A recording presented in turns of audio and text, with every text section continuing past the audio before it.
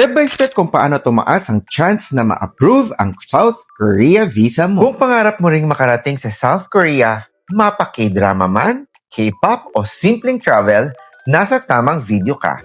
Ngayon, isi-share ko sa inyo kung paano mag-apply ng South Korean tourist visa dito sa Pilipinas base sa actual process. Una nga sa lahat, kailangan ng visa ang Philippine passport na may valid for at least 6 months. Next ay ang duly accomplished visa application form na pwede mong i-download sa KVAC website. Kailangan nyo rin ng passport size photo, certificate of employment or business registration, ang iyong bank certificate, ITR, PSA or birth certificate, at syempre, ang cover letter or explanation ng travel purpose nyo.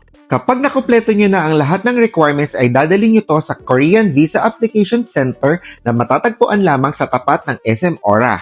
Dito isasabit lahat ng documents at magbabayad ka ng visa fee na nagkakalaga ng 900 pesos. Tandaan na hindi kailangan ng appointment para kumuha ng tourist visa, pero agahan ang pagpunta dahil mahaba ang pila. Ang processing time nga ay karaniwang inaabot ng 7 to 15 working days, pero pwedeng mas tumagal depende sa dami ng applications.